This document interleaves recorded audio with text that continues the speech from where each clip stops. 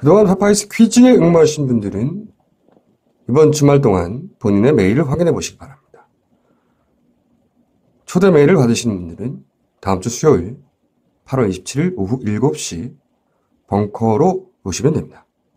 다음 주 수요일 오후 7시에 파파이스 제21회 공개 녹화가 시작됩니다. 다음 주는 오후 7시입니다. 고전이 얼마나 재밌는가를 은하계에서 가장 재밌게 설명하는 책. 딴지 편집장 너브리의 고전문학 읽은 척 매뉴얼. 아직 고전을 모르는 분들께, 그리고 이미 고전을 알고 있는 분들께도 강력 추천합니다. 지금 바로 전국 서점에서 만나보세요. 딴지 마켓에서 구입하는 분께는 저자 사인본을 배송해드립니다.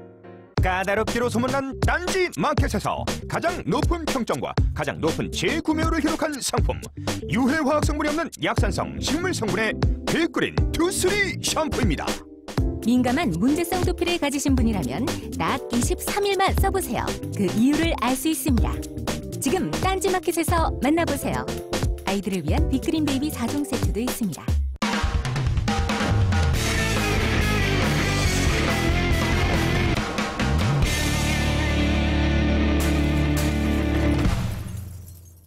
안녕하세요. 김호준의 파파이스 제20회 시작합니다. 오늘은 송채경화 기자를 보러 온 수많은 방청객들이 있음에도 불구하고 송채경화 기자가 인도네시아에 취재를 가는 바람에 할 수 없이 땜빵으로 과거에 잠깐 썼던 김혜연 기자 나오셨습니다. 네, 반갑습니다. 뉴욕 타임스 시절에 그 한겨레 패션을 담당했던, 매주 옷을 갈아입고 아직도 그 카드 값을 갖고 있는 송채경화 기자는 인도네시아에 가더니 페이스북에 글을 남겼는데 동네 꼬마가 자기를 17살로 보더라. 그러면서 아이들은 거짓말을 못한다더니 뭐 그런 글을 올려놨던데, 어쨌든 불러주셔서 감사합니다. 자, 송채경화 기자가 담당했던 뉴스 브리핑을 김혜연 기자가 준비했습니다. 지난 한 주 주목해야 될 뉴스 간단한 브리핑.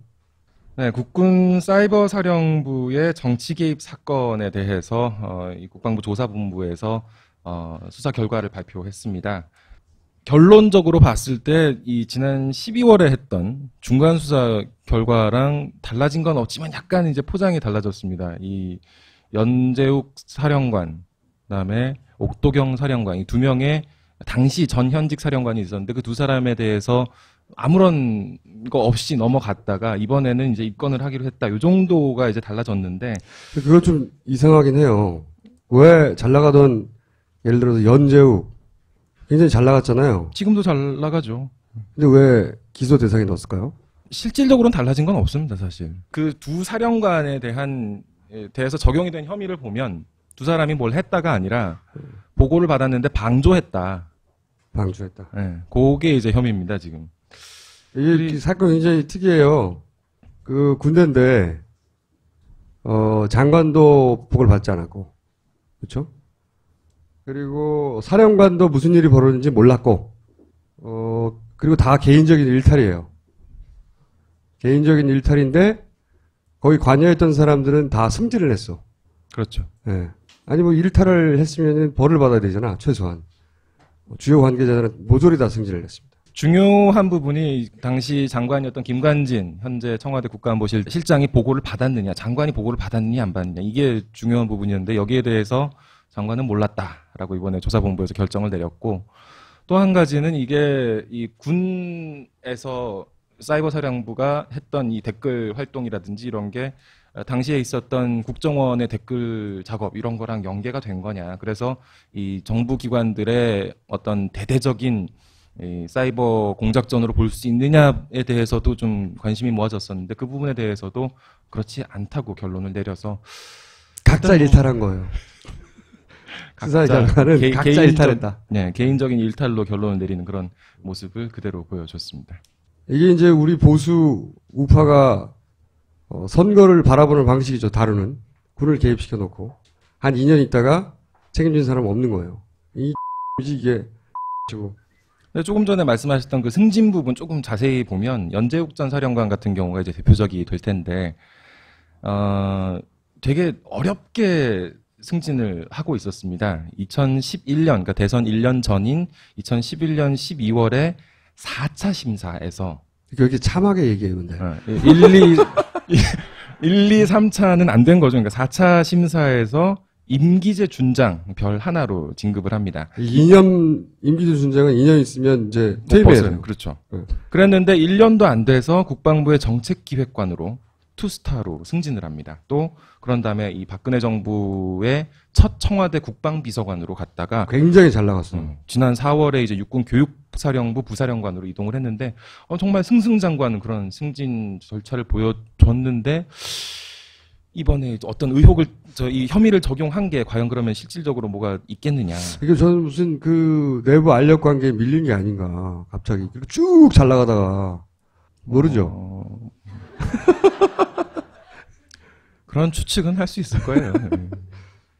어쨌든 그래서 대선과 관련해서 댓글 달았던 저희가 10월 달이라고 그렇게 외쳐댔던 범인들 한 갈래 중에 하나인 군에서 했던 댓글 작업들 또 역시 이렇게 흐지부지 사실상 끝이 났어요. 이게 현 보수 현 정권이 선거를 다루는 방식이에요. 선거가 고스란히 법에 정한 규칙대로만 진행될 거라고 생각하는 건 굉장히 순진한 얘기라는 거지. 두 번째 이슈는 뭡니까? 김수창이라는 인물에 대해서 요새 아주 정말 제주지검장. 전 제주지검장이 됐죠 이제는. 그분이 개인적으로는 굉장히 인상적인 어떤 기록을 남기셨어요. 어떤 기록이요? 베이비 로션의 새로운 용도를 그 세간에 알려진 용도하고 전혀 다른 용도가 있을 수 있다는. 그게 이제 그렇죠. 베이비 로션, 뭐 베이비 오일, 뭐 다 그럴 텐데. 다 그럴 텐데. 이 사람이 사건을 다시 한번 되짚어 보면 지난 12일 밤 11시 57분 자정이 좀 안 되는 시각이었죠. 한 여고생이 집으로 가는 길에 길 건너편에 집으로 가려면 그쪽으로 들어가야 되는데 길 건너편에 어떤 남자가 이상한 짓을 하고 있다. 베이비 로션을 몸에 바른 거 아닙니까? 이상한 짓을 하고 있다라고 생각을 해서 이 친척한테 연락을 합니다. 가까이 사는 친척한테. 이거 어떻게 하면 좋냐 그랬더니 친척이 베이비 로션을 뺏어! 신고를 해라. 우리가 내려가겠다. 그래서 이제 신고를 하는 거죠. 신고하면서 신고 내용은 이제 자위 행위를 하고 있어요라고 신고를 했습니다. 그리고 경찰이 베이비 로션이요? 경찰이 이제 한 10분 안 돼서 12시 5분쯤에 도착을 한 거죠. 도착을 해서 발견한 사람이 하나 있었어요. 그 사람이 그 사람인지가 지금 확정이 안 된 거죠. 그 이상한 짓을 했던 사람이 경찰이 잡은 사람인지는 확정이 안 됐는데 어쨌든 사람을 잡았습니다. 하나 잡아가지고 그 학생을 불러다가 저 사람 맞냐라고 했더니 얼굴을 제대로 보지는 못했다고 하는데 입고 있는 옷은 비슷하다 이렇게까지 확인을 했다고 합니다. 그게 뭐 정상적인 상황일 것 같아요. 그렇죠. 네. 얼마나 얼굴까지. 놀랐겠어요. 네. 그래서 이 남성을 이제 데리고 이 경찰이 유치장에 넣죠. 이름이 뭐냐 그랬더니 김아무개라고 합니다. 그래서 이제 그런가 보다 하고 지문하고 대조를 해봤더니 아닌 거예요. 당신 김아무개가 아니지 않냐 그랬더니 김수창이다. 김수창이구나. 그래서 이제 처리를 했어요. 조사를 열심히 했어요. 그런 다음에 풀어줘요. 경찰은. 풀어줘요. 김수창이 누군지 모른 채 경찰은 풀어줍니다. 그런 다음에 다다음 날 이 사람이 진술서를 보내오는데 자기가 직접 안 오고 기사를 보냈습니다. 기사가 와서 이 경찰들 싸가지 없고 막 행패를 부려요. 경찰이 보니까 이상한 거죠. 이 사람 뭐야? 그래가지고 공무집행 방해로 잡아요. 근데 잡아놓고 조사를 해보니까 검찰 직원인 거예요. 어떻게 검찰 직원이 여기 있지? 그래서 알아보니까 그때 붙잡았던 김수창이 지검장이었던 거예요. 굉장히 높은 겁니다. 굉장히 지검장이면 사실 제주지검장이면 제주에서 일하는 제일 그렇죠. 그죠. 모든 형사 사건의 뭐 기소 여부를 최종적으로 결정할 수 있는 그런 사람이기 때문에 사실 일선 경찰서에서 이 사람을 몰랐다는 것도 좀 너무 높아서 몰랐을 거예요. 그럴 아마. 수 있죠. 그 네. 사단장 얼굴 모르는 것처럼, 사단장 이름 잘 모르는 것처럼 사병이 뭐 그런 걸 수 있는데 어쨌든 그러면서 이게 사건이 불거졌습니다. 그러면 언론에 보도되지 않은 내용 있나요? 언론에 거기까지는- 보도가 되지 않은 내용이 있는데 네. 사실 근데 언론이 이렇게 쭉 차례차례 보지 않아서 그렇지 이걸 보면 이제 주목해야 될 인물이 3명이 있습니다. 첫 번째 한 명은 이제 김수창 본인이죠. 네. 조사를 꼼꼼하게 했는데 술을 안 먹어요. 술 안 먹는다는 얘기 보도됐죠. 네.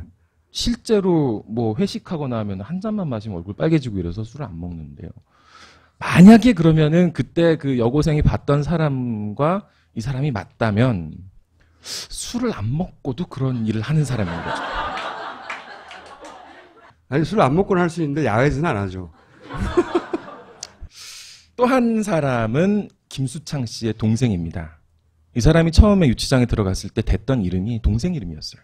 거기까지는 아는데 그럼 동생 이름을 댔는데 저는 제가 만약에 지금 기회가 된다면 저는 지금 뭐 그 담당 기자는 아니라 가지고 좀 그렇긴 한데 이 동생의 한번 조회를 해보면 이 김수창 씨의 지 않을까 필요할 때마다 이름을 대지 않았을까 하는 의혹을 제기할 수 있을 것 같아요. 그거는 그 동생분이 들으면 네. 명예훼손 들어올래요. 그러니까 아니 그런데 그렇기 때문에 절대 삭제하면 안 돼요 이거. 그런데 그런 가능성이 있다는 건데 실제로 그 지난 일요일에 김수창 전 지검장이 서울 고검 이분 제주도에 계신 분인데 서울 고검 기자실에 와서 기자들한테 브리핑을 합니다. 그러면서 이 부분에 대해서 언급을 해요. 왜 동생 이름을 대냐 그랬더니 내가 떳떳하기 때문에 동생 이름을 댄 거다. 동생은 안 떳떳하다. 동생은 클리어 될 거, 내가 동생 이름을 대도 클리어 될 것이기 때문에 동생 이름을 댄 거고, 내가 만약에 지검장 신분을 밝혔더라면 경찰이 제대로 조사를 못할 거 아니냐. 여러분들이 판단하시면 되는 부분인데, 어쨌든 이 동생도 좀 그런 상황이고, 세 번째는 이 기사입니다. 서류를 들고 왔다. 서류를 들고 가서. 진술 서류를 들고 왔다. 서류 들고 가서 깽판 쳐가지고, 자기의 보스가 누구인지를 밝혀버리고만. 이 엑스맨, 과연 무슨 억하심정이 있었을까? 이 부분에 대해서도 좀 앞으로, 좀 관전 포인트가 될 것 같은데. 이게 알아낸 거의 전부예요, 이게? 아니, 더 알아낸 건 많은데, 네. 저런 건 있어요. 좀, 밝히지 못한 부분들. 아니, 그걸 밝혀주셔야지. 어제, 이 방송 뉴스에서 나온 그 의상 보셨나요? 의상이요? 네. 초록색 피켓 셔츠에 하얀색 바지. 베이지색 바지. 네. 하얀 바지로 좀 아무튼 베이지색인지 하얀색인지. 처음에 이제 CCTV에 그 잡혔던 영상 지금 여러 개 있는데 지금 이제 국가수로 넘어간 게 6개인가 그렇죠. 근데 2개, 4개 이렇게 나눠서 넘어갔는데 처음에 잡혔던 CCTV에서 그 특정 부위를 특정 부위를 꺼내놨는지 이 문제에 대해서 다들 이제 관심이 많았죠. 다들? 근데 이제 그 CCTV를 보면은 뭔가 그 하얀색 바지인데 그 부분이 검게 나온다고 합니다. CCTV에는? 그래서 그게 확실치는 않은데 경찰은 이제 그게 분명히 내놓은 거다라고 생각을 하고 있고 실수로 아니야? 또는 또 한 가지 가능성은 이제 옷이 웃옷이 글쎄 근데 어제 거 보니까 이게 막 설명이 안 되는데 그 전에는 옷을 이제 약간 꺼내 입어가지고 그게 약간 흘러 내려와서 그렇게 된 걸 수도 있다는 가능성을 얘기하던데 신체 일부가 된 CCTV가 있을 수 있다는 얘기예요 지금? 그렇죠. 좀 구해줘요. 참네. 또 뭐가 있어요? 이제 경찰이 봤을 때 이 의상이 너무 독특하다. 의상이 왜 독특해요, 그게? 그렇기 때문에 이 사람일 것이다라고 확정을 하고 있어요. 왜냐하면 하얀 바지에 초록색 완전 그 선명한 초록색의 피켓 셔츠를 입은 것은 제주도민들이 소화할 수 있는 옷이 의상이 패션이 아니다.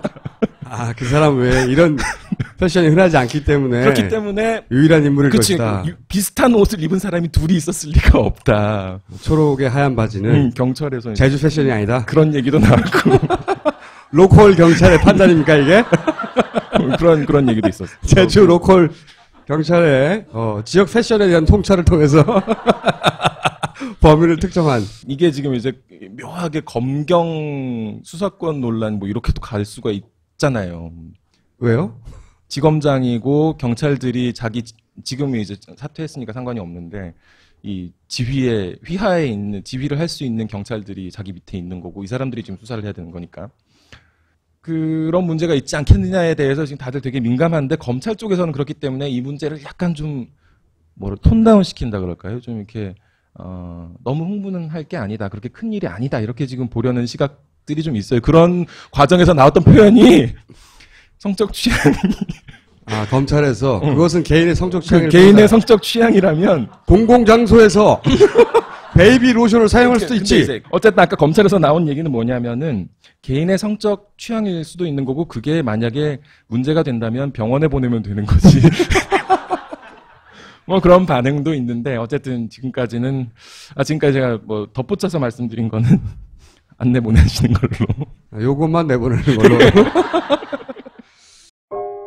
우리는 생각했습니다. 실외는 가까운 곳에 있다고. 우리가 파는 것은 음료 몇 잔일지 모르지만 거기에 담겨있는 것이 정직함이라면 세상은 보다 건강해질 것입니다. 그래서 아낌없이 담았습니다. 평산네이처 아로니아 친. 지금 딴지마켓에서 구입하십시오.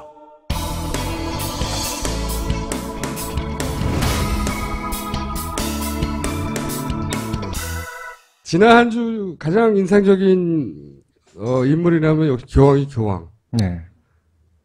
교황이 굉장히 인상적이었어요. 저는. 전 무신론자인데 그래서 역대 교황 중에 별로 마음에 드는 사람이 없었거든요. 요한 바오로 2세 정도? 누구나 좋아했던.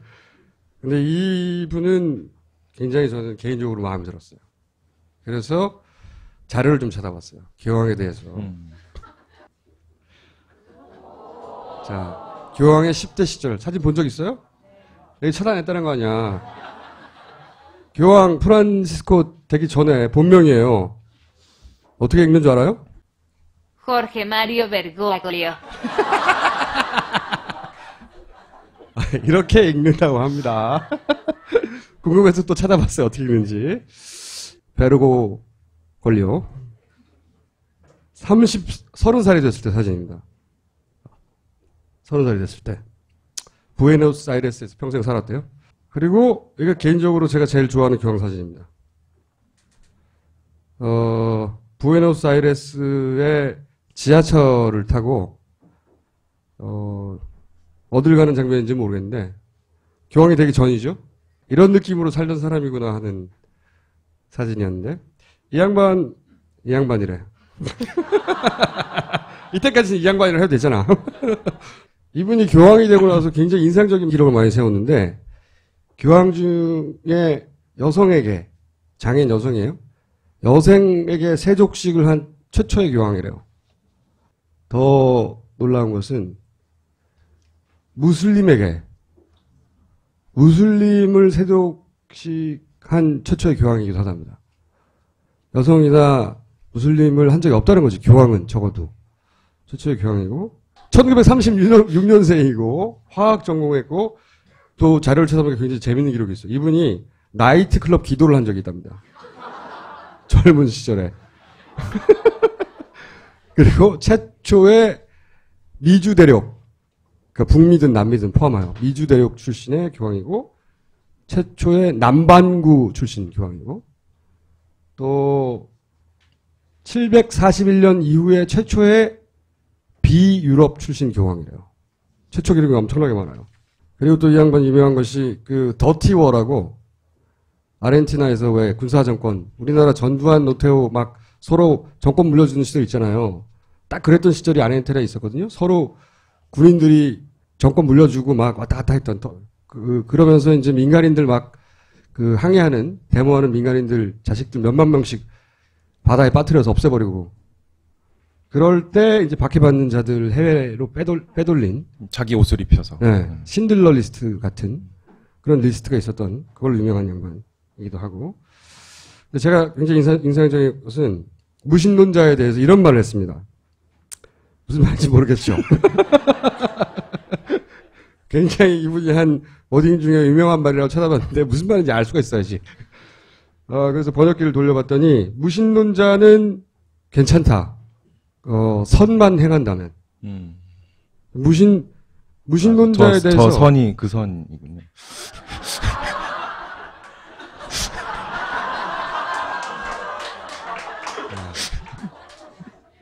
이게 이제 극도로 썰렁해서 다시 웃기는 거죠, 이게.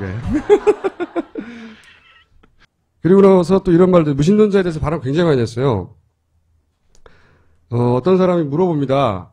신을 믿지 않거나 또는 믿음을 추구하지 않는 사람들은 신이 용서할 것인가?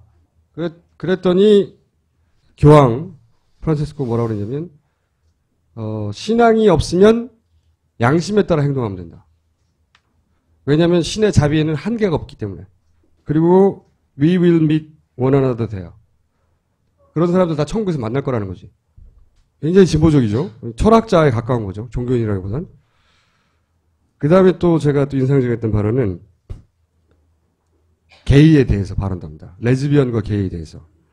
뭐라고 그랬냐면 이거는 아르헨티나에 있다가 이제 바티칸으로 돌아가는 비행기 안에서 했다는 말인데 만약에 게이가 하나님을 찾고 그리고 선한 의지가 있다고 하면 내가 누군데 그를 판단한다는 말이냐, 심판한다는 말이냐. 자기는 교황이잖아요. 그런데 내가 뭐라고 그 사람이 선한 의지와 신을 믿는데 내가 판단할 수 있느냐. 대단하죠? 이런 발언도. 이 동성애에 대해서 이런 식의 발언을 한 교황은 단 한 번도 없었어요. 자본주의에 대해서도 굉장히 발언을 많이 했어요, 이분이. 가장 유명한 워딩 중에 하나가 돈이 복무해야지 지배하면 안 된다. 무언가를 위해 돈이 어떤 가치를 위해서 서브해야지 룰을 하면 안 된다. 면서 이 정도 워딩이 아니라 굉장히 구체적인 발언도 많이 합니다. 예를 들어서 굉장히 길죠?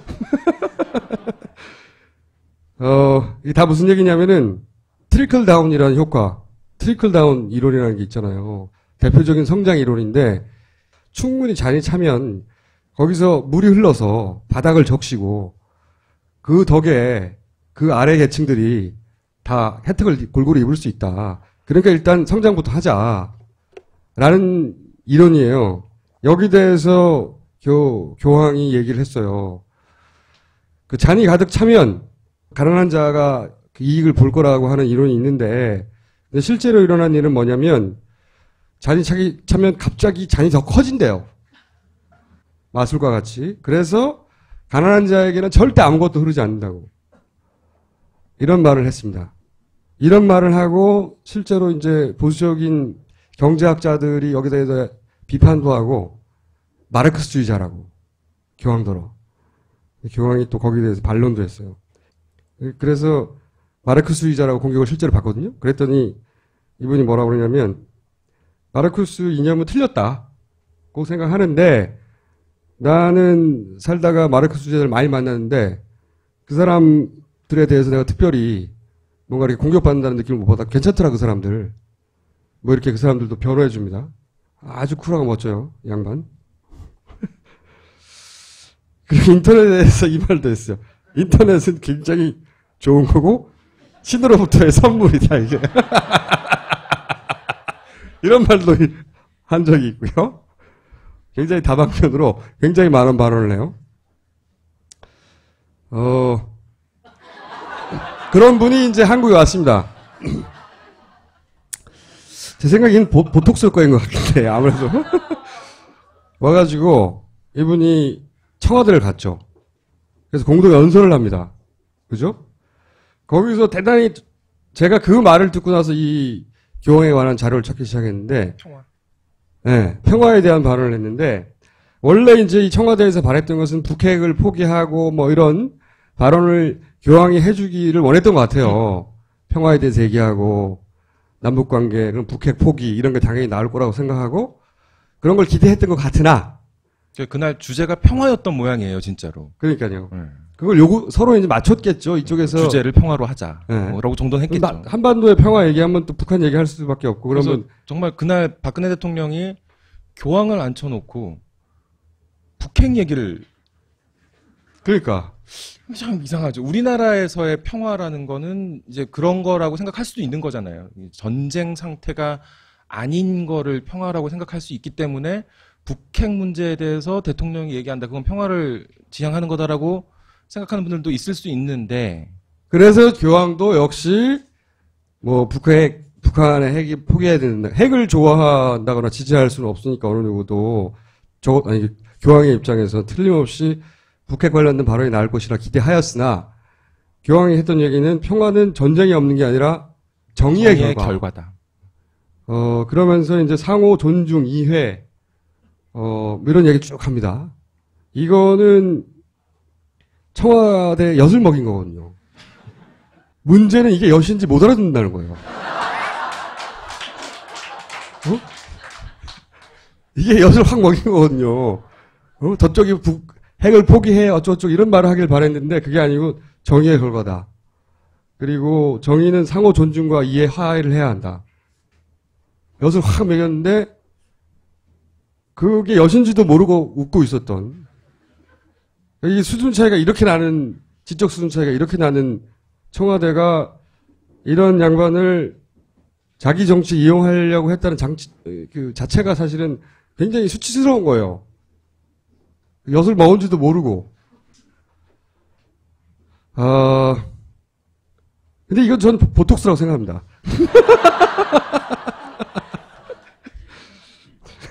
교황에 관한 얘기는 여기까지고요.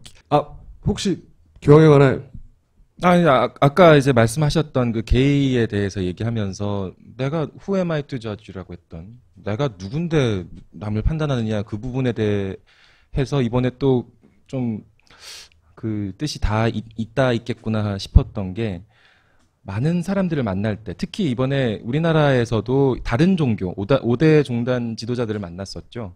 개신교, 뭐 불교, 원불교 이렇게 쭉 만나면서 나를 위해서 기도해 달라 이런 얘기를 교황이 합니다.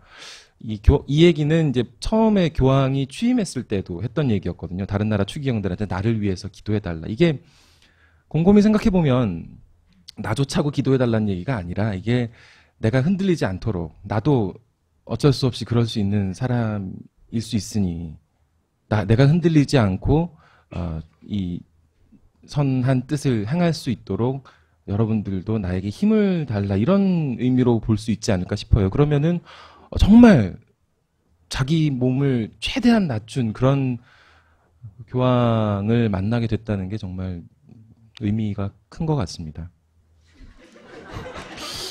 이상하지? 흐지부지. 이거 한편에서는 이런 얘기도 해요. 이제 무신론자나 타 종교에 있는 분들이 이거는 이제 아시아의 카톨릭세가 워낙 약하기 때문에 일종의 동방공정이다 이것도. 교황이 아시아를 이렇게 타겟으로 온 것은 이렇게 이제 폄하하는 시니컬하게 그런 면도 있을 수 있겠죠. 근데 그런 목적만으로 생각하면 무신론자도 천국에 간다거나 이건 자기 교리에 어느 정도 위배되는 얘기거든요. 그리고 동성애에 대해서 내가 누군데 교황이잖아. 근데 내가 누군데 그들을 저지한단 말이냐 뭐 이런 거 그렇게 말할 수는 없거든요. 저는 그래서 이게 종교의 힘이라기보단 이 한 개인이 가진 철학의 힘이다 이게. 이분의 전 무신론자이기 때문에 교황의 편은 아니지만 이분의 편이 됐어요. 그래서 그리고 이분이 했던 얘기 중에 또 굉장히 인상적인 게 간단한 문장인데 be brave라는 게 있어요.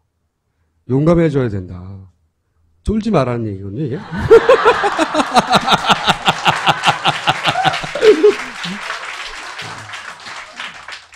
통하는 게 있는 아저씨다 이런 생각을 교황의 방 안에 기념하여 퀴즈를 하나 내겠습니다.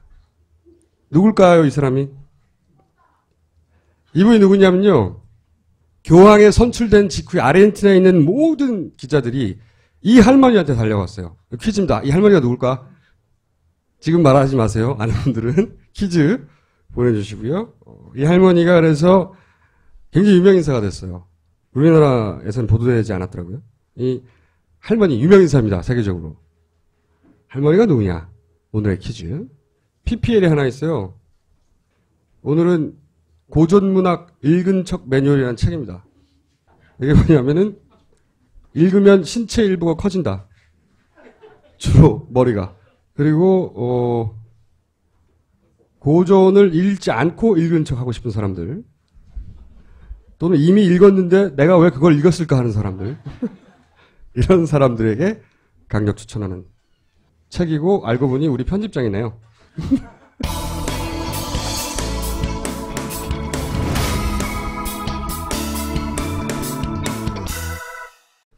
네, 그동안 밀린 퀴즈를 풀도록 하겠습니다. 오늘은 교황께서 평화는 정의의 산물이라고 했기 때문에 그 연결된 이야기이기도 하고 오늘 현재 수요일 기준으로 잠정 휴전협정이 깨졌어요. 가자지구에.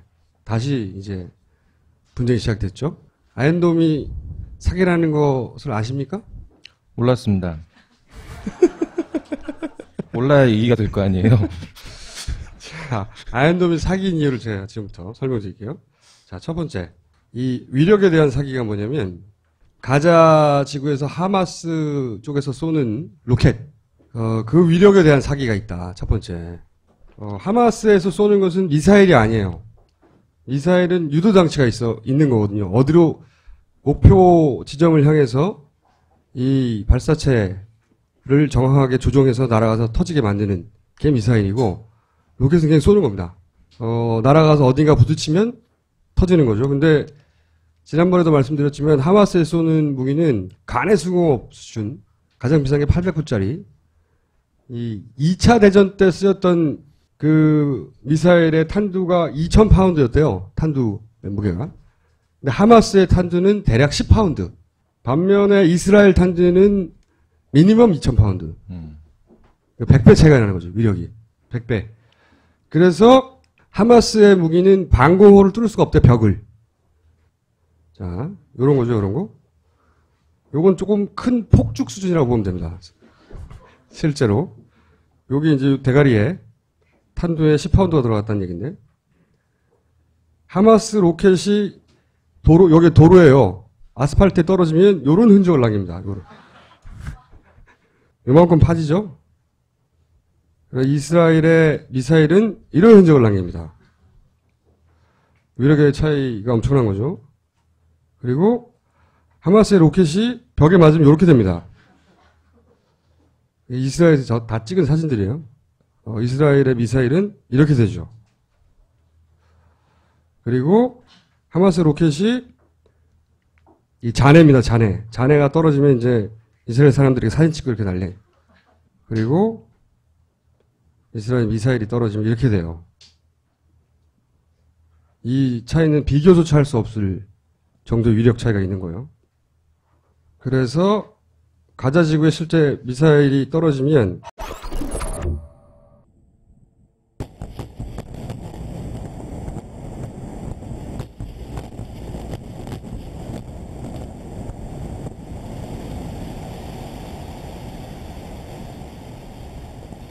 이 정도로 폭발한다고 해요.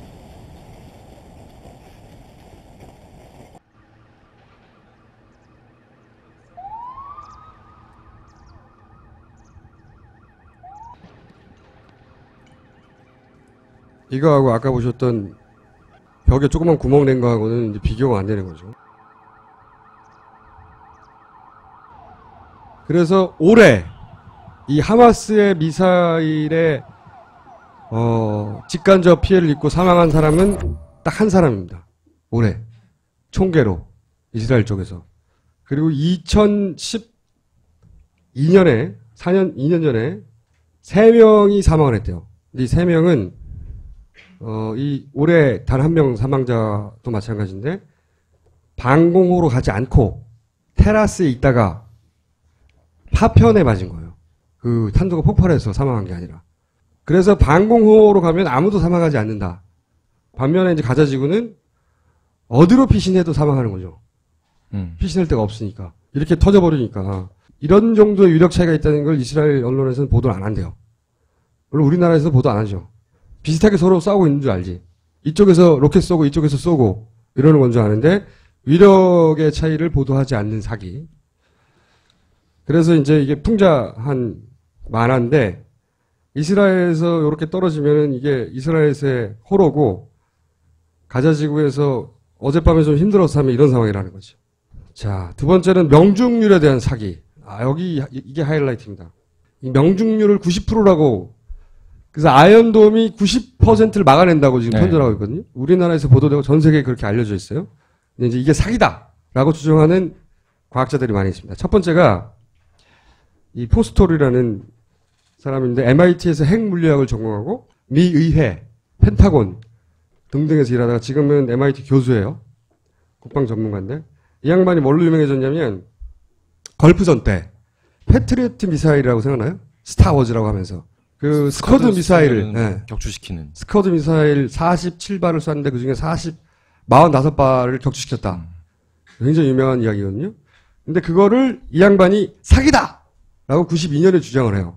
그러면서 그 연구 결과를 미 의회에 문제 제기를 합니다. 굉장히 긴 과학 문서인데 그 문서의 첫 페이지인데 뭐라고 그러냐면 단 한 대도 맞추지 못했다. 실제로는 패트리어트 미사일이 45개를 격추시킨 게 아니라 자기가 분석한 비디오에 의하면 단 한 발도 격추시키지 못했다라고 굉장히 과학적인 그 근거에 주장을 하고 그러자 이제 이 당시에 그 패트리어트 미사일을 개발했던 레이시언이라는 회사가 있어요. 그 미 군수업체죠. 이 회사가 이 교수를 고소를 합니다. 그래서 막 분쟁이 일어나. 몇 년 있다가 이 사람이 이겨요. 이 교수가. 국방부도 인정합니다. 실패했다고. 실제 하나도 못 맞췄다고. 그래서 유명해진 사람이에요. 이 양반이 MIT 교수니까 MIT 테크놀로지 리뷰라는 데다가 기고를 해요. 이 아이언돔이 사기라고. 아주 최근이네요. 올해입니다. 올해. 저는 이 글을 찾아서 번역한 분이 있을 줄은 몰랐어요. 정답자 중에 이걸 찾아서 번역해서 나한테 PT 자료를 보냈어. 김지은이라고 명문으로 그렇게 썼는데 김지은인지 김지운인지 모르겠어요. 혹시 여기 오셨나요? 김지은 씨면 다음 주에 오시고요. 김지운 씨면 그냥 집에 계셔도 괜찮고요. 하여튼 이분이 난 나만 읽었겠지 했는데 이분이 아예 똑같은 거를 번역을 해서 PT로 보내서 그 자료를 활용합니다. 이렇게 보냈어요. 실제 이렇게 분석을 해서 남자분이에요? 오.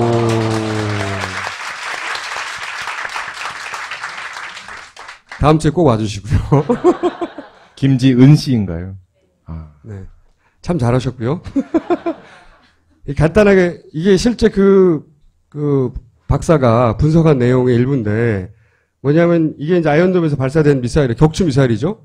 이쪽은 하마스에서 발사한 로켓이고 이렇게 날아가는데 이 미사일을 떨어뜨리기 위해서는 요 앞에서 레이저 빔을 쏴요.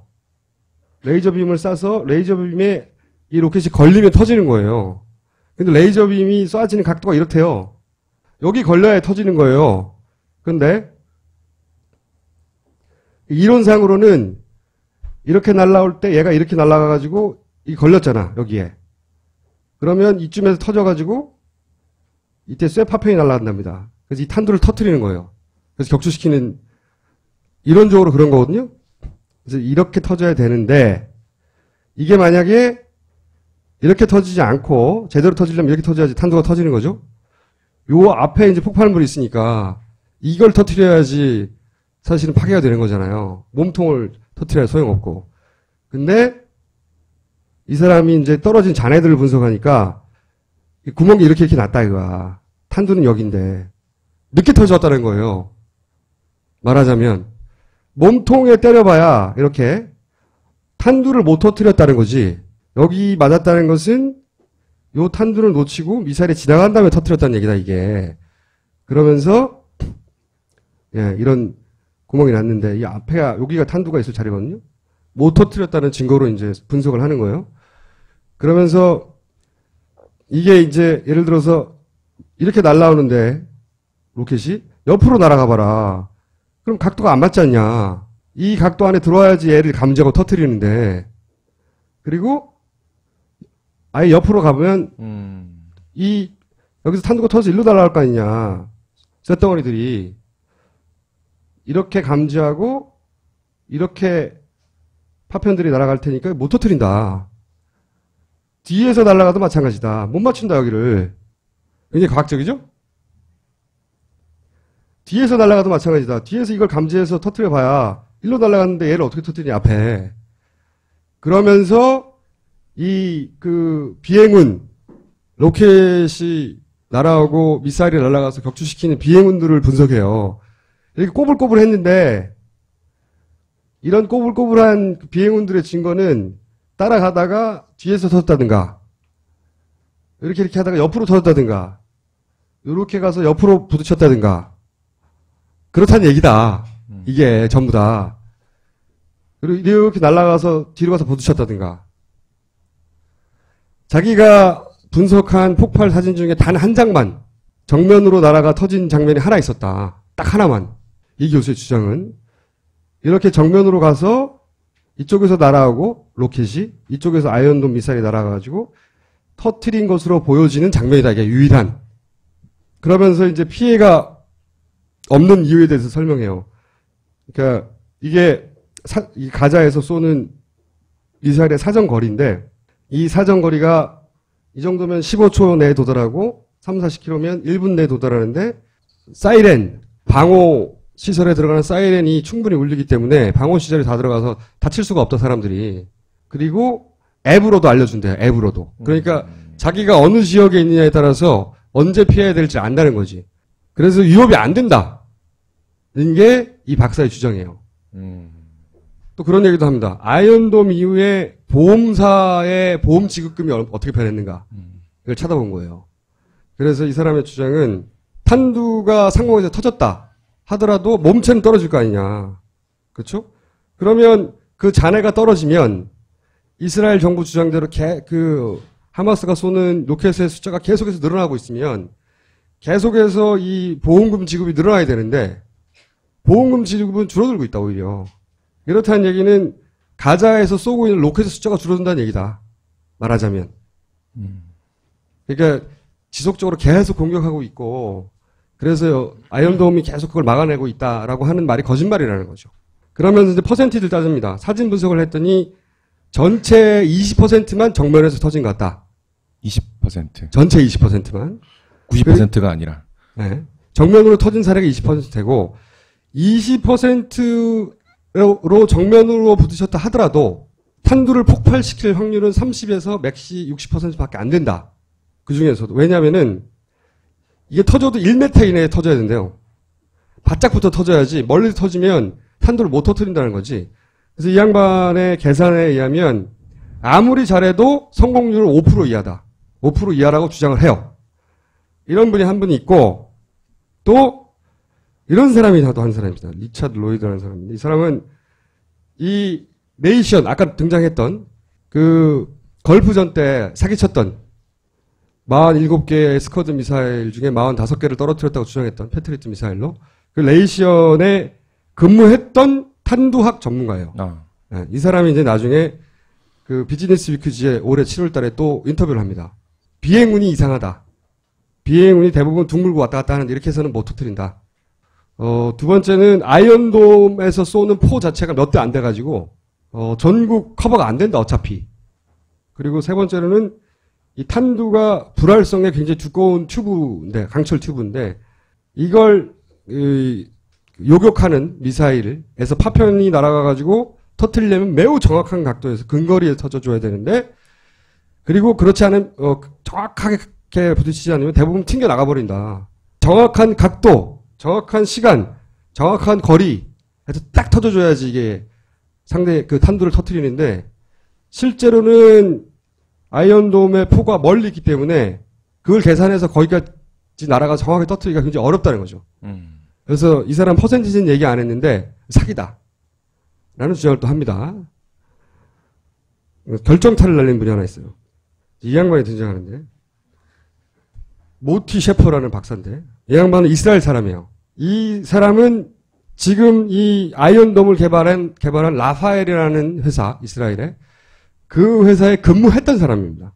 근무했던 항공우주과학자인데 이 양반이 이제 이스라엘에서는 유명한 과학자래요. 이스라엘 뭐 국방상인가 뭐 그런 게 있대요. 그런 걸 받았던. 근데 이 양반이 올해 7월 달에 양심 선언을 해버립니다. 한 라디오에 나가서 뭐라고 얘기하냐면 이렇게 얘기를 해요. 아, 굉장히 기가 막힌 얘기인데. 가자 지구에서 미사일이 한 대 발사됐다고 치자. 이거예요. 한 대 발사됐어요. 그러면 이 레이더가 미사일 한 대 감지를 하면 이 레이더에서 이 컨트롤 하는 데다가 컴퓨터에다가 한 대가 날아오면 10대가 날아온다고 가상으로 그 그림을 띄운대요. 이 컴퓨터에다가. 그러면 이 컴퓨터는 한 대가 아니라 10대 미사일이 날아온다고 계산하고 여기서 10개를 쏜답니다. 그렇게 작동한대요. 거기 근무했던 사람이 그렇게 한대. 내가 주장하는 게 아니라.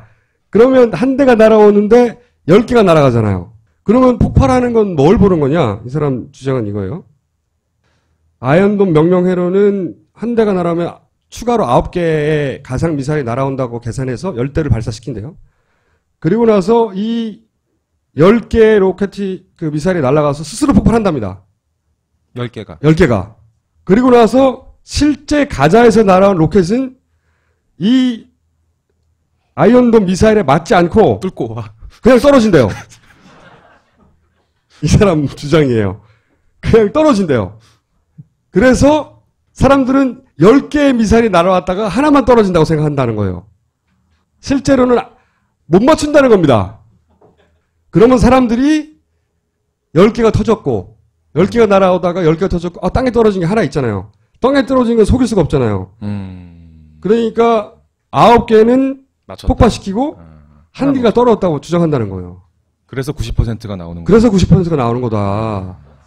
그리고 그럼 그 한 대는 뭐냐? 이 사람 주장은 이스라엘 발표하고는 비교도 안 될 정도로 너무나 작은 로켓이어서 어차피 아이언돔 없어도 아무런 피해를 끼치지 않는다. 양심 고백이네, 그 사람. 양심 선언을 한 거예요. 그러면서 이 사람은 지금까지 자기가 아는 한 단 한 대도 격추시킨 바가 없다. 완전 발칵 뒤집어지는 내용을 발표를 했어요. 이 사람이 거짓말할 이유는 없잖아요. 물론 이 기사를 묻혔습니다. 이스라엘의 영자 신문에 잠깐 실리고 묻혀버렸는데 이 양반이 그런 주장을 했어요. 그래서 알자지라에서는 크게 보도되었으나 전 세계적으로 크게 보도되지 않은 이 양반의 주장은 단 한 대도 격추시키지 못한다. 아이언돔 없어도 아무 피해 아닙니다. 우리는 방공호에 들어가면. 자, 또 사기라는 얘기는 어떤 사람이 있냐면 이 사람은 이스라엘에는 인권단체, 휴먼 라이트 얼러트라는 인권단체 장인데 조세프 이런 사람. 이 사람이 텔아비브에 산대요. 그리고 자기는 매일 텔아비브의 해변가에 가서 수영을 한답니다. 매일 수영을 하는데 TV를 보면 텔아비브가 공포에 질린 모습이 맨날 나오는데 그리고 언론에서는 그래서 텔아비브가 이렇게 공포에 질려 있다고 하고 가자 지구에 대한 공격의 명분으로 삼는데 텔아비브 해변가는 평화롭다. 아무도 피신하지 않는다. 왜? 아무도 텔아비브에서 가자 지구에서 쏜 미사일에 피해를 입은 적이 없기 때문에 본 적도 없고 자기들은. 그래서 이게 다 지독한 거짓말이라고. 이것도 내부 양심선언이죠. 그런 이야기를 언론 인터뷰를 통해서 주장을 했어요. 뉴욕타임즈가 작년에 이거 의심스럽다 아이언돔이 이런 기사도 냈어요. 이런 기사를 작년에 이제 이런 얘기를 하는 사람들이 있다라고 뉴욕타임즈가 내고 올해 7월 즈음하여 싸르륵 전문가들이 튀어나와가지고 사기다. 제가 최근에 본 외신 보도는 8월 10일자 로이터 보도였는데 한국이 아이언돔 수입에 관심을 적극적으로 보이고 있다. 그런 얘기도 누구 발이었냐면은 라파엘 사장이 그런 얘기를 했다는 거예요. 우리 시스템이 워낙에 훌륭해서 외국에서 관심을 많이 보이고 있는데 대표적인 데가 사우스 코리아다. 절대 사면 안 되죠. 자, 또 거짓말이 뭐가 있냐. 사망자에 대한 사기가 있어요. 이스라엘 발 보도, 대부분 이스라엘 발 보도죠. 혹은 미국 발 보도인데, 여기서는 몇 명이 죽고, 여기서 몇 명이 죽었다 얘기가 안 나와요. 여기는 공격을 받고, 팔레스타인 쪽에 사람이 많이 죽었다는 얘기 나오잖아요. 이스라엘은 그럼 몇 명이 죽었다는 얘기가 없어요, 거의. 대부분. 이 통계를 찾아봤어요. 통계를 낸 사이트가 있습니다. 이게 2004년 가자지구에서 일종의 분리독립된 이후로부터 11년간이죠. 통계치를 보면 총 40명이 사상을 했어요. 가자지구에서 쏜 박격포, 로켓 이런 공격에 의해서 이스라엘 쪽에서 사망한 사람의 통계예요. 이 통계 수치는 이스라엘에서 발표한 수치를 가자지구에 있는 어떤 젊은이가 통계를 낸 겁니다. 팔레스타인 쪽에서. 발표는 이스라엘 쪽에서 난 거예요. 몇 년 동안요? 2004년부터 2004년부터? 올해까지. 올해 10년 동안. 그렇죠. 만 10년간. 총 40명이 사망을 했어요.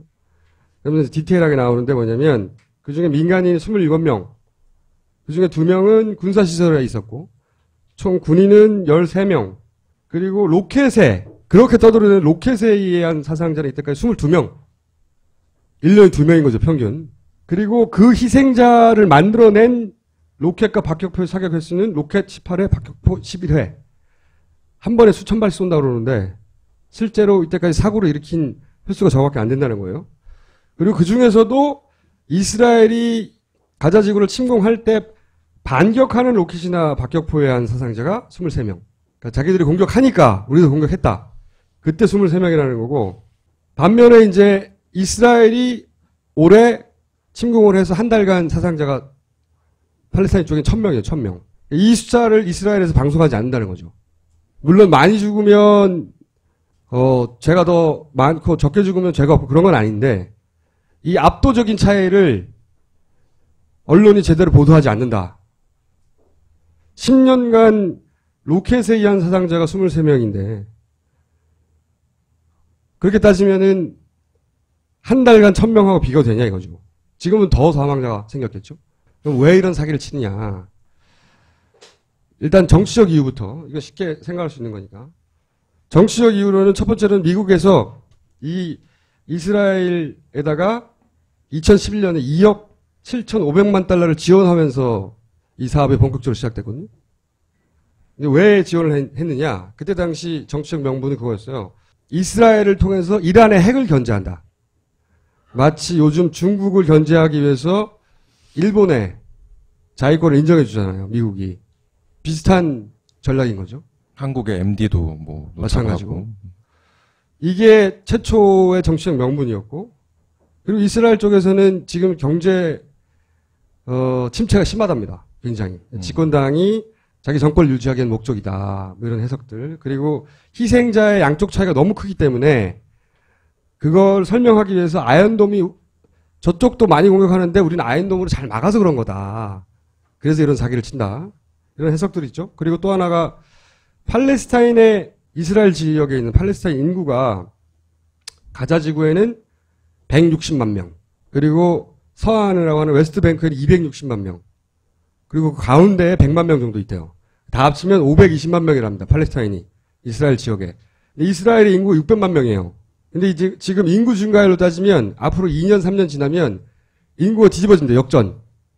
그래서 서안과 가자지구가 연합정부를 이루지 못하도록 하려고 이런 공격을 한다. 이게 정치적 이유예요. 그러나 여기까지는 누구나 할 수 있는 거고, 제가 생각하는 진짜 이유는 딴 데 있습니다. 이 전쟁이 비즈니스라는 거예요, 이 사람들이. 왜 비즈니스냐면요. 잘 찾아보면, 자료를 잘 찾아보면, 2011년에 2억 달러 이상을 미국이 지원했잖아요.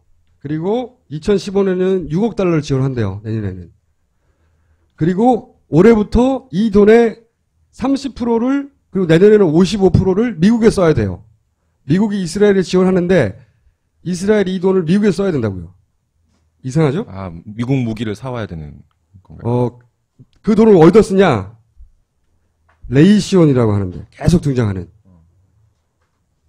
등장했잖아요. 패트리어트 미사일. 그 얘기 나온 레이시온과 둘이 협약을 맺었어요.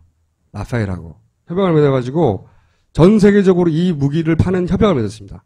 그리고 어떤 구조로 둘이 컨소시엄을 형성했냐면 벤처 기업으로 따지면 이런 식인 거예요. 이스라엘 정부가 초기 자금을 대요.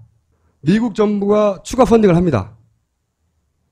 그리고 미국 이 레이시온 회사가 라파엘에다가 미사일하고 시스템을 납품을 해요. 그러면 이스라엘 라파엘은 이걸 조립하고 생산을 합니다. 그런 다음에 팔레스타인 사람들을 상대로 해가지고 이 무기를 실전으로 쓰는 거예요.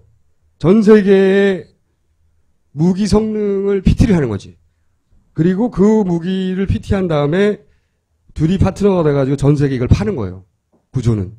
제가 무리한 추정이라고 생각하시는 분들이 있을지 모르나 그렇지가 않은 게 이 라파엘이 그리고 올해 IPO를 합니다. 주식시장에 상장된다고요. 누군가는 떼돈을 벌게 돼 있는 거예요. 실제. 그런 이유다. 그래서 이 사안을 다뤄야 된다고 저는 생각을 하는 거고 교황은 그래서 평화는 정의의 산물이라고 전쟁을 안 하는 게 아니라 하신 게 아니겠는가. 이 퀴즈의 답입니다. 이 퀴즈가 왜 나왔던 거예요, 처음에? 가자지구 이슈는 보도가 되는데 왜 그때 이런 일이 나오면서. 벌어졌는가 설명을 안 해주기 때문에. 근데 이 정도 사안이 있으면 사실 만약에 세계 국가의 일원이다. 그러면 저는 청와대가 한마디 해줘야 된다고 생각하거든요. 뭐라고 하면? 아니, 뭐라고 하든지 간에.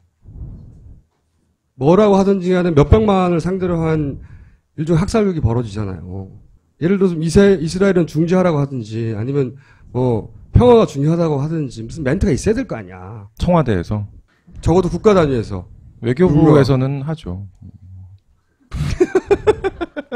뭐 정부가 가만 앉아 있었던 건 아닌데 어쨌든 뭐 그 부분에 대해서 뭐 목소리가 좀 작았다. 국제사회 일원으로서 충분히 책임 있는 목소리를 내지 않았다는 비판은 가능할 것 같은데. 박근혜 대통령이 이걸 알려나 모르겠네. 이런 전쟁이 벌어지고 있다는 걸? 아이, 설마 모르시겠어요. 바쁘셔가지고. 레모나는 당신의 아이폰에 새로운 디자인과 극단의 편리함을 더해줄 것입니다. 레모나는 당신이 아이폰과 지갑을 함께 들고 다녀야 하는 불편함을 덜어줄 것입니다. 아이폰의 혁신은 레모나를 만났을 때 완성됩니다. 그리고 레모나의 혁신은 딴지마켓에서 완성됩니다. 압도적 최저가, 지금 바로 확인하세요.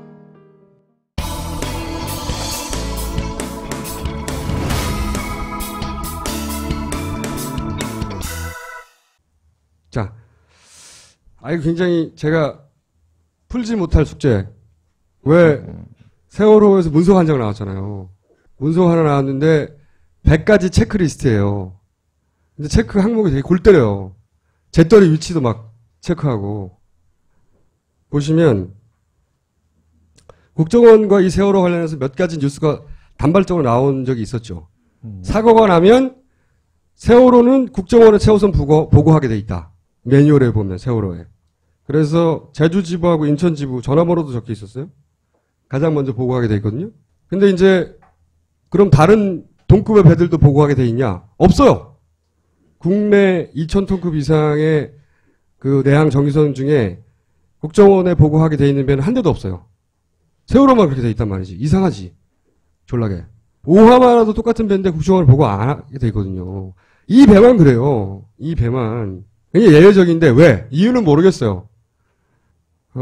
그런데 이제 세월호에서 노트북을 하나 꺼냈는데 노트북을 복원하다 보니까 이런 문서가 하나 나온 거예요. 국정원 지적사항이라는 문서가 2013년 2월 27일자 작성된 문서가 거기 보면은 지난번에도 얘기했지만 재떨이 위치 선정 이걸 왜 국정원이 지적해? 그 다음에 뭐 데코 타일이 어떻다느니 유리창을 보수하라느니 천정 칸막이 도색 작업 왠지 이상하잖아요. 그리고 마지막 페이지 보면은 중간 페이지 보면은 휴가 계획서를 내라느니 소정품 사용 현황 제출해라. 그 다음에 작업 수당 보고하라. 도저히 이해가 안 가잖아요. 근데 이 문서는 그 오딧 체크리스트라는 게 있어요. 갑을 관계에서 갑이 뭔가 건물을 짓는다든가 무슨 장비를 도입한다든가 뭐 이런 납품을 받을 때 협력업체 이제 쫙 모아놓고 가가지고 이 감사 체크리스트죠. 아주 상세한 체크리스트 들고 다니면서 막 지적을 합니다. 오딧. 오딧. 감사. 오딧 체크리스트. 막 지적을 해요. 그러면 거기 협력업체들이 이제 딱 받아 적어. 받아 적고 나서 나중에 갑한테 결과 보고를 하죠. 이렇게 했다, 저렇게 했다. 그 오딧 체크리스트 같다는 거지, 이게. 전형적인. 그쵸? 형식도 그렇거니와 특히 이 휴가비, 선용품은 뭐냐면 저도 찾아봤는데 몰라서 관세법에 이게 있더라고. 배에서 사용되는 음료, 식품, 연료, 소모품, 밧줄, 뭐 수리 예비용품, 부속품, 집기 등등등 배에서 소모되는 용품들이 있죠. 이거는 배에 실을 때 이거는 배에서 사용해서 없어지는 물건들입니다 하고 그 무관세를 받기 위해서 신고한대요. 미리. 왜냐면 배가 싣고 뭐 딴 데 왔다 갔다 할 때 너 이거 수출하는 건지 뭔지 뭐 관세를 매겨야 될지 아닐지 정해야 될 거 아니에요. 그래서 관세를 먹이지 않는 용품으로 미리 신고를 하는데 그걸 소용품이라 하는데 이거를 보고하라는 거야. 소모품은 뭘 쓰냐 이거지. 소모품 현황. 그 다음에 수당. 작업수당. 이건 갑이 돈을 쓸 때 얘기거든요, 이게. 안 그래요? 이 돈이 갑한테서 나갈 때나 이런 걸 체크하는 거 아닙니까? 상식적으로? 논리적으로? 왜 이걸 체크해? 그래서 이제 제가 지지난 시간에 퀴즈를 냈죠. 이 도대체 무슨 관계일까? 나는, 당대 소설가로서도 잘 안 그려진다. 이런 쪽 소설을 잘 쓸 때도 불구하고. 도저히 이해가 안 간다. 왜 이해가 잘 안 가냐면, 예를 들어서 무슨 특별한 관계라고 치면, 이 배를 그러면 계속 써야지. 왜 쓰다가 팔려고 그러냐고. 팔려고 그랬잖아요. 그것도 잘 이해가 안 가고. 그리고 이 배가 무슨 외항선이 아니잖아요. 무슨 밀수를 한다든가 무슨 뭐 불법 무기를 어떻게 한다든가 이런 소설을 쓰려고 해도 제주도만 왔다 갔다 하는 거 아니야. 노선은 정해져 있고. 특별히 화랑도가 그렇게 높을까? 뭐 이런 생각. 그래서 생상이 잘 안 돼요. 소설을 쓰기 위해서 해외 사례를 찾아봤어요. 해외 사례. 해외 사례, 이게 원래 이제 이런 거의 원조는 CIA 아니겠습니까? CIA의 이런 거를 이제, 비즈니스 프론트라고 부르더라고. 그러니까 자기들의 신분을 감추고 그 앞에 뭔가 회사를 하나 세우는 거예요. 어떤 목적에 의해서. 그걸 비즈니스 프론트라고 부르는데 그 가장 유명한 사례가 뭐냐면 이겁니다. 이게 굉장히 가장 상징적인 사건이에요. 이게 이런 사진 많이 보셨죠? 사이공 월남 패망 때 사이공을 탈출하는 미국에서는 유명한 사진인데 대통령궁이죠 이게. 이건 아니고. 예, 이게 이렇게 보도됐었어요. 여기가 미 대사관이고 사이공 패망하는 날 미 대사관 직원들이 헬기를 타고 탈출하는 장면이다. 이렇게 오랫동안 보도가 됐었던 어떤 사진이에요. 유명한 사진인데 이게 1975년 4월 29일입니다. 이게 지하롱 스트리트 22번가에 있는 피트먼 아파트. 네, 근데 실제로는 이 사진을 찍은 사람이 이제 얘기했는데 나중에 휴 파네스라는 사람이 이거는 이 빌딩이 CIA 빌딩이었다. 미국의. 네. 사이공에 있었던 CIA 빌딩에서 CIA의 간부들이 탈출한 장면이다. 라고 나중에 설명을 해요. 자기가 분명히 당시 UPI 특파원이었는데 당시 그렇게 설명을 붙여서 보냈는데 보도는 그렇게 안 나가고 대사관으로 나갔대요. 그렇게 나중에 설명을 했는데 어쨌든 그때 뉴욕타임즈 이렇게 크게 보도를 하고 상징적인 사건이 됐어요. 패망의 상징적인 사건. 당시 동영상도 남아있어요.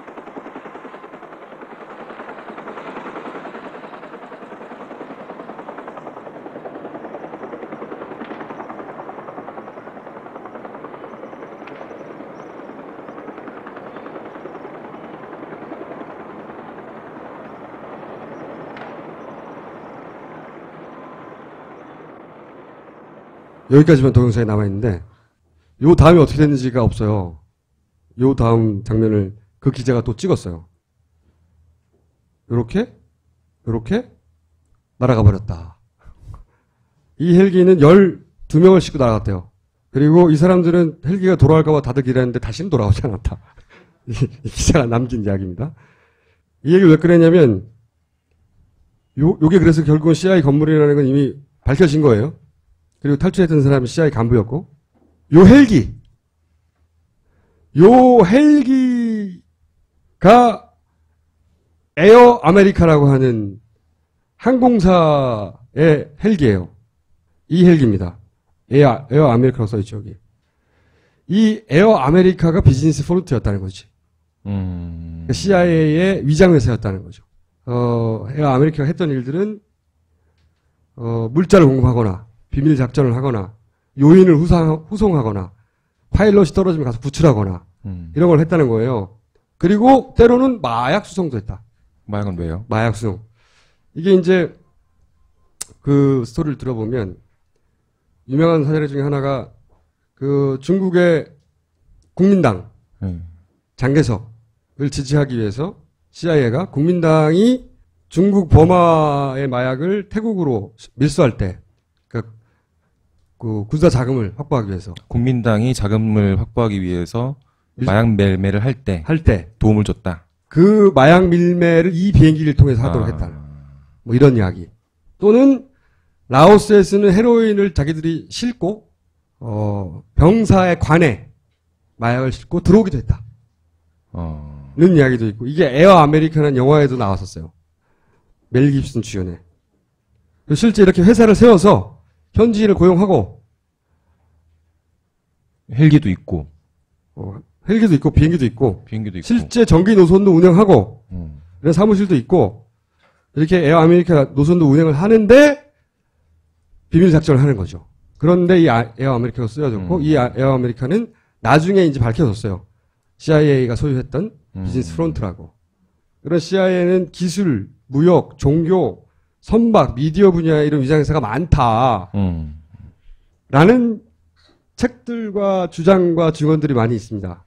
그래서 우리나라도 있지 않을까. 다시 돌아와서 우리나라에. 우리나라도 왜 국정원 직원들은 명함에 회사라고 하죠. 아니 보통 이제 자기 직장을 회사라고 부를 수는 있는데 명함에 보면은 이름하고 전화번호만 적혀 있는 경우는 이제 자기가 국정원이라고 거의 밝히는 경우고 밝히지 않는 경우에는 뭐 옛날 얘기긴 한데 뭐 무슨 상사, 무슨 무역 뭐 이런 거 많이 써 있어요. 많이 되고 또는 자기들끼리는 회사라고 부르죠. 그냥 회사라고 부르죠. CIA도 더 컴퍼니라고 불러요, 자기들을. 더 컴퍼니라고. 여기서 이제 이렇게 연결을 해보면 세월호도 혹시 비즈니스 프론트가 아닐까? 프론트 비즈니스 프론트 뭐 그렇게 부르던데.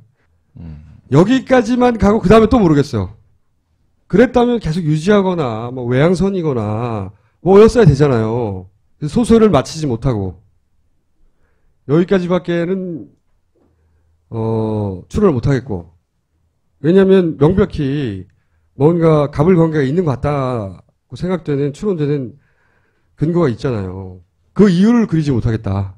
여기서부터 다시 2차 소설을 받습니다. 어떻게 됐을까? 퀴즈를 풀고 소설을 공모를 했던 건가요 그동안? 공모를 했어. 공모를 해서 받았는데 수상작은? 수상작은 없어요.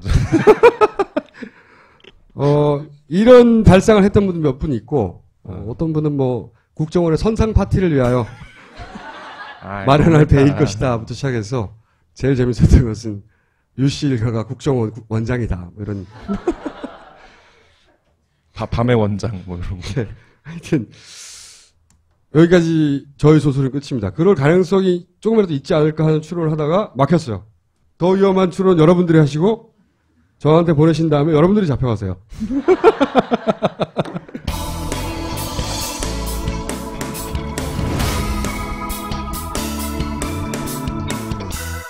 오늘은 마지막으로 두바이 얘기를 잠깐 아주 잠깐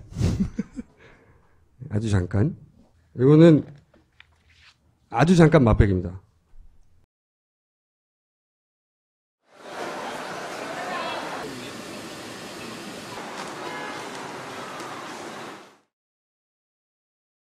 인터뷰하고 싶다. 나왔다. 최근 몇 개월 전부터 자기가 온전히 못 돌아갈 것 같다는 판단을 했고 탈출하기를 먹었다. 메일을 첫 보내는 날 뛰어나갔어요. 그러면 우리가 차에서 목요일날 이런 멤버로 갈 테니 만나자.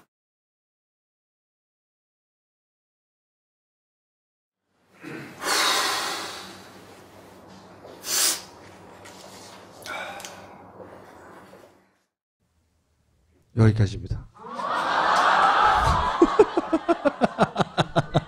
아니, 아직 모든 건 검증 중이기 때문에 이 장면은 만나기 직전이에요. 만나기 직전에 사실 우리가 만날 수 있을지 없을지 모르고 왔거든요. 못 만나면 수용하고 오기로 하고.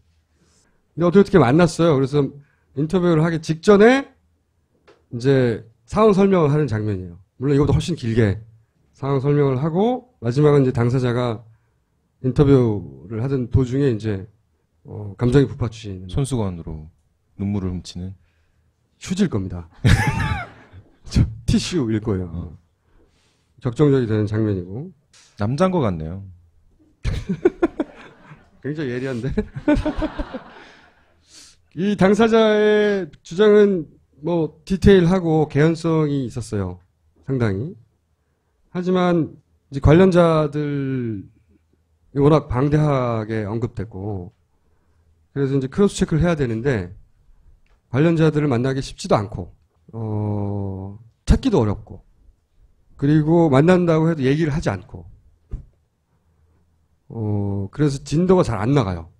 이게 만약에 이 정도의 사건이 아니었으면 지금 인터뷰한 내용의 분량이 20시간이 넘기 때문에 그것만으로도 충분히 내보낼 수 있는데 지금 이제 사안 자체가 폭발력이기 때문에 이걸 제대로 검증하지 않으면 뒤집어 쓴다. 재판을 다시 또 한번 하기 때문에 그래서 검증 중입니다. 검증 중이고 우리 취재도 취재지만 저는 무엇보다 이 당사자가 안전하게 무사 귀국하기를 간절히 바라는데 그때가 만약에 그렇게 되면 이제 모든 것이 훨씬 더 공격적으로 밝혀질 수 있겠죠. 원래 같이 오려고도 했는데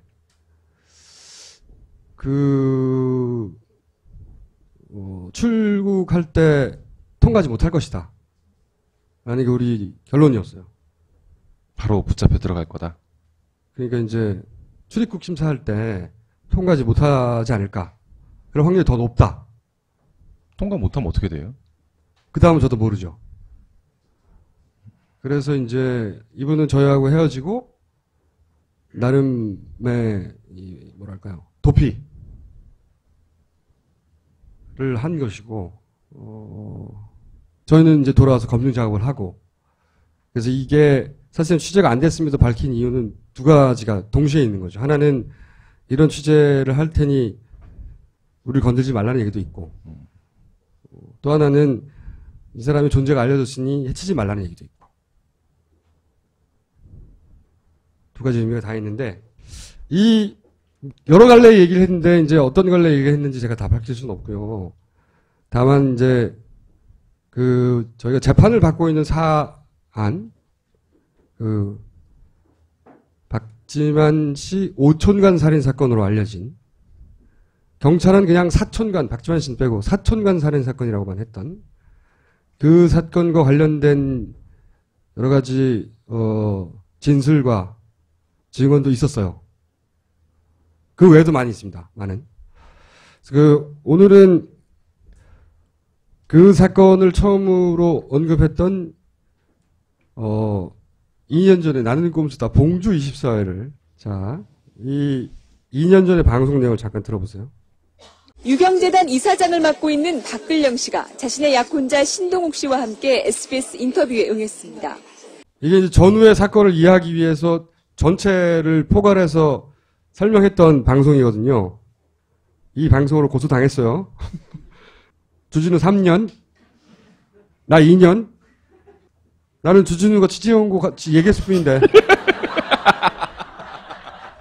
그래서 내가 사실은 재판받다가 다 주진우가 시킨 일이라고 하려고 그러다가.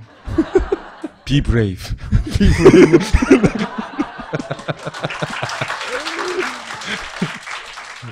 아니, 이제, 여담이긴 한데, 재판 때, 제 이름은 한 번도 안 나왔어요. 재판 과정에서. 딱 주진우 이름만, 주진우가 이때 취재를 하고, 주진우가 이때, 저는 한 번도 안 나오거든요. 그래서, 나는 한 6개월 정도 나오겠다. 생각하고 있었는데, 2년을 씨발. 굉장히 억울합니다, 저는. 그래서, 당시 사건 요약, 들어보세요. 제보와 관련한 사건으로 현재 재판이 진행 중이기 때문에 그 사건의 자세한 내용을 여기서 언급하는 것은 부적절하고요. 대신 궁금하신 분들은 2012년 12월에 방송되었던 나는 꼼수다 봉주 24회 그리고 2012년 12월 10일 기사화되었던 박근혜 오촌간 살인사건 3대 의혹 지하의 시사인 기사를 참고하시기 바랍니다. 그래서 이제 다시 한번 얘기하지만 취재도 그 두바이 팀의 취재도 취재지만 관련해서 우리가 만났던 그 당사자분의 무사 귀국을 빕니다. 오늘은 여기까지 하겠습니다. 감사합니다. 네.